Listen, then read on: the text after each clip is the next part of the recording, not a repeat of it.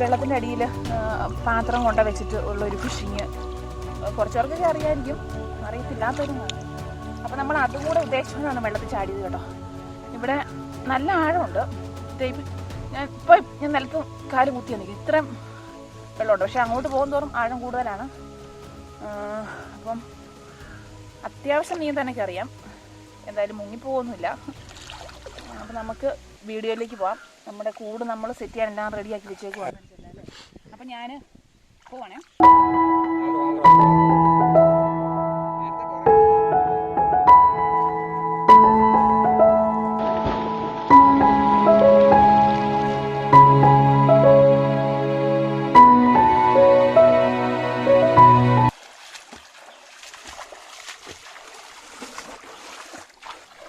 നമ്മളിവിടെയാണ് നമ്മൾ പാത്രം സെറ്റ് ചെയ്യുന്നത് കേട്ടോ. അപ്പോൾ നമ്മളിന്ന് വെള്ളം കയറ്റി കഴിഞ്ഞാൽ പിന്നെ സാധനം അവിടെ ഇരുന്നോളും, പ്രശ്നമൊന്നുമില്ല. അപ്പോൾ നമ്മളിതിനകത്ത് വെള്ളമാക്കി. അതുപോലെ നമ്മൾ ഇതിൻ്റെ ഫ്രണ്ടിൽ മൈദാമാവ് പറ്റി വെച്ചിട്ടുണ്ട്. അപ്പോൾ ഇത് നമ്മൾ മുങ്ങി അടി കൊണ്ട് വെക്കാൻ പോവാണേ.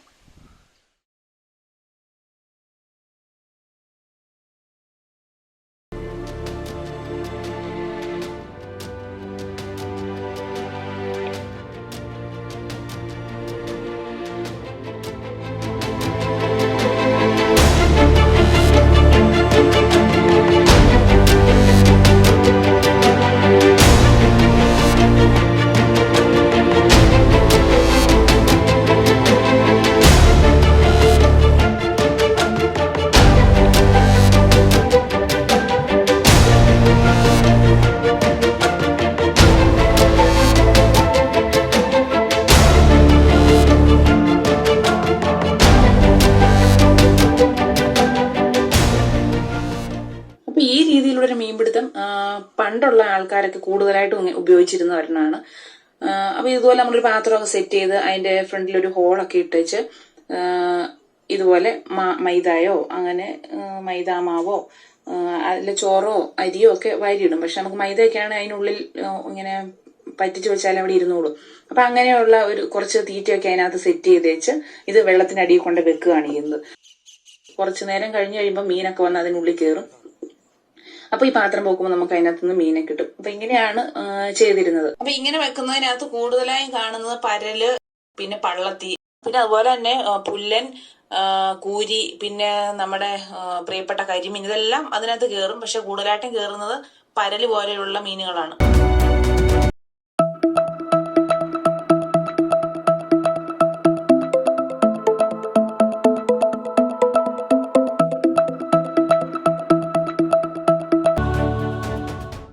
അതുപോലെ അതുപോലെ തന്നെ ഈ അണ്ടർ വാട്ടറിലെ കാഴ്ചകൾ എന്ന് പറയുന്നത് ഭയങ്കര രസകരമാണ്. അപ്പോൾ നമ്മൾ ആ പാത്രം വെച്ചതിന് കൂടി നമ്മൾ കുറച്ചു നേരം ക്യാമറ ഒന്ന് താഴെ സെറ്റ് ചെയ്തതാണ് വെള്ളത്തിന് അടിയിൽ. അപ്പോൾ ആ ഒരു കാഴ്ചകൾ എന്ന് പറഞ്ഞാൽ ഭയങ്കര രസം. എത്ര മീനുകളാണ് വന്ന് പോകുന്നത് നമുക്ക് കാണാൻ പറ്റും. പാത്രം നമ്മൾ അവിടെ സെറ്റ് ചെയ്ത് വെച്ചിട്ടുണ്ട്. അപ്പോൾ നമുക്കത് എടുത്ത് നോക്കാനായിട്ട് പോവാണ് കേട്ടോ.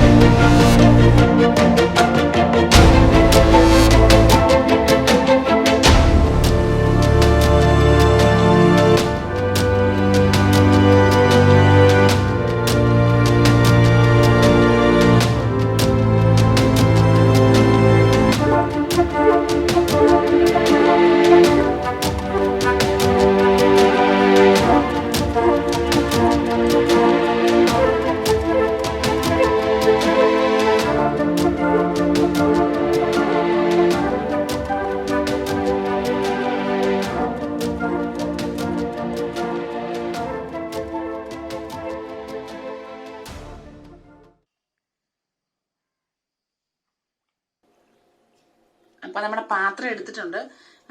നമുക്ക് നോക്കാം അതിനകത്ത് എന്നാ ഉള്ളതെന്നൊക്കെ നമുക്ക് നോക്കാം.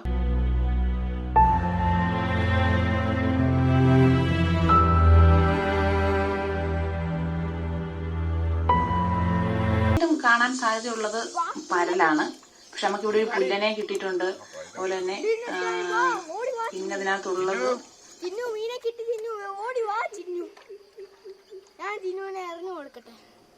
പരല്. അങ്ങനെ പരല്, പള്ളത്തി അങ്ങനെയുള്ള മീനുകളാണ് കൂടുതലായിട്ട് ഇതിനകത്തേക്ക് വന്ന് കേറുന്നത്.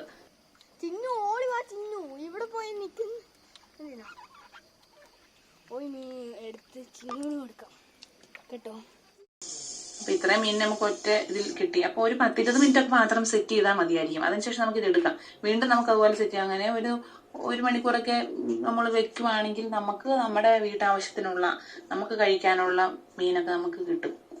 അപ്പോൾ ഇതൊരു സിമ്പിൾ പരിപാടിയായിട്ടാണ് നമുക്ക് തോന്നുന്നത്. അപ്പോൾ ചൂണ്ടയിടാൻ കിട്ടുക, അല്ലെങ്കിൽ ഇങ്ങനെ വെച്ച് കഴിഞ്ഞാൽ നമുക്ക് പെട്ടെന്ന് മീനെ കിട്ടും.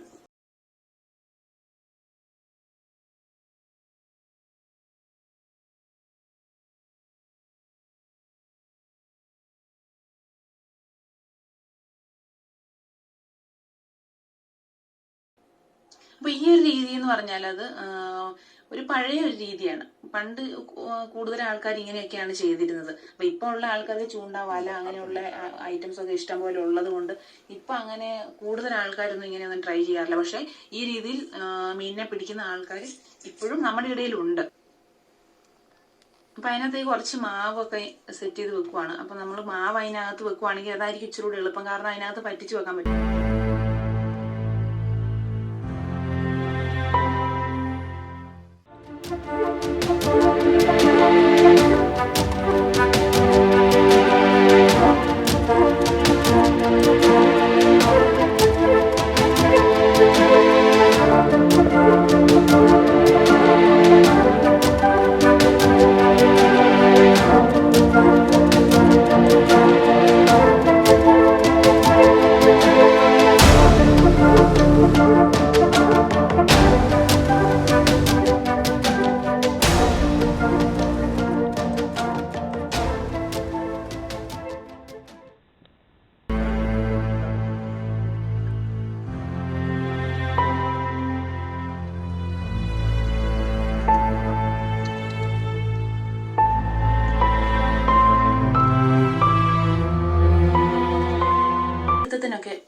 ഒരുപാട് രീതികളും വഴികളും ഒക്കെ ഉണ്ട്. അപ്പൊ ഇത് വേറൊരു രീതിയാണ്.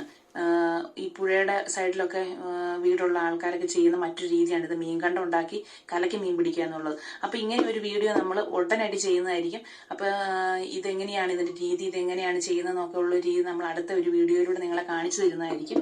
അപ്പൊ നമ്മുടെ വീഡിയോ ഇഷ്ടമായെങ്കിൽ ലൈക്ക് ചെയ്യുക, ഷെയർ ചെയ്യുക, സബ്സ്ക്രൈബ് ചെയ്യുക. അതുപോലെ തന്നെ നമ്മൾ അടുത്ത ഒരു അടിപൊളി വീഡിയോ ആയിട്ട് നമുക്ക് വീണ്ടും കാണാം. ബൈ.